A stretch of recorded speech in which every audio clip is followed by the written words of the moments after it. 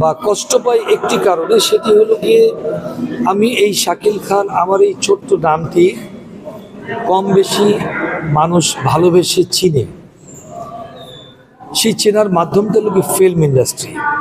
তো সুতরাং এখান থেকে আসলে যেহেতু কষ্ট তো স্বাভাবিক আকারে, দেখেন মানুষ, আমি যে কথাটা বলছিলেন, একটা কথা জানি কি জানি বললেন আপনি, এটা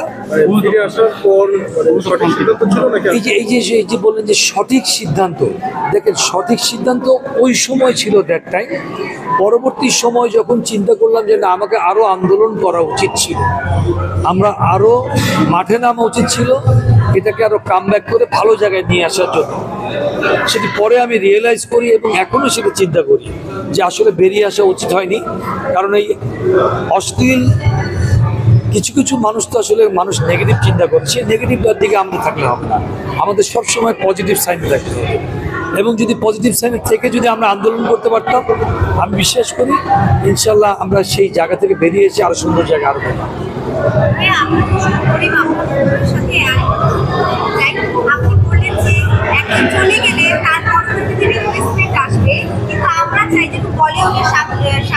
শাহরুখ খান, সালমান খান, আমির খান সবাই একসাথে কাজ করছে, সবাই তাদের কেন আমাদের দেশে নায়কের সংকট, বা কেন একটা সিনেমা করলে শুধুমাত্র শাকিব করতে পারে, মানি ব্যাগ কেন? সে ভালো ছবি দিচ্ছে যার জন্য সবার চোখে পড়ছে দেখে আপনারা বলছেন।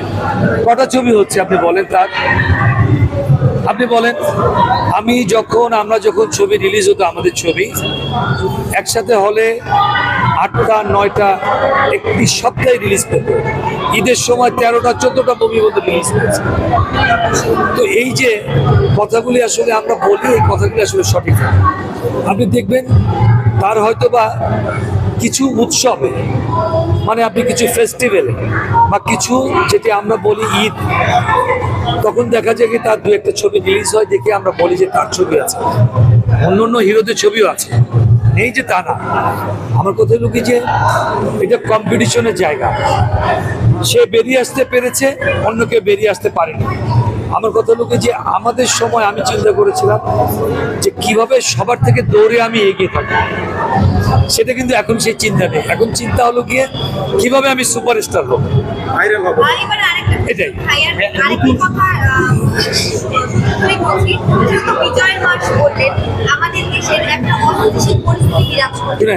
আমি দেশের একজন নাগরিক হিসেবে আমি বলতে পারি যে সুষ্ঠু নির্বাচন হওয়া অবশ্যই প্রয়োজন। কারণ আপনি নির্বাচনের মাধ্যমে একটি সুন্দর দেশ আপনি রিপ্রেজেন্ট করতে পারবেন, ঠিক আছে। জনগণের মধ্যে একটি যে এখন যে ধরনের বিচলতা, যে ধরনের কাজ করছে, সেখান থেকে বেরিয়ে আসার মধ্যে একটি রাস্তা, সেটা একটি সঠিক নির্বাচন। সুতরাং একটি সঠিক নির্বাচন হলে একটি সুন্দর আমরা দেশ পাবো, কারণ দেশের পরিচালনা সুন্দর হবে, এটি শুনে না, নো পলিটিক্স এই শব্দ রবি বলেছে, কিন্তু আমার কথা হলো যে পলিটিক্স সবার জন্য। আপনি একজন সাংবাদিক হিসেবে আপনি বলতে পারেন না যে আমি পলিটিক্স করব না। পলিটিক্স করার অধিকার সবার আছে, কিন্তু সেটি হবে দেশের জন্য, নিজের স্বার্থের জন্য নয়, মানুষের জন্য, জনগণের কথা বলার জন্য, সেটাই হবে। অবশ্যই দেখা যাবে না কেন? সেরকম পরিবেশ অবশ্যই হলে অবশ্যই দেখা যাবে। যেহেতু আমি ফিল্মের মানুষ, সুতরাং একটি কথাই বলবো যে আপনারা ভালো চলচ্চিত্র দেখুন, তাহলে আপনারা যখন ভালো চলচ্চিত্র দেখবেন, ইনশাল্লাহ আমি মনে করি যে বাংলাদেশের জনগণ আবার সেই হলে ফিরে আসবে। আমার সাথে রবিও একমত হবে, কারণ সে যেহেতু সুন্দর গানের, তার সুর, সুন্দর গানের গলা, আসলে সত্যিকার অর্থে রবি কিন্তু আমার খুব বেস্ট ফ্রেন্ড, এবং সবসময় আমি তার জন্য উইশ করি যে সবসময় যেন সে ভালো থাকে।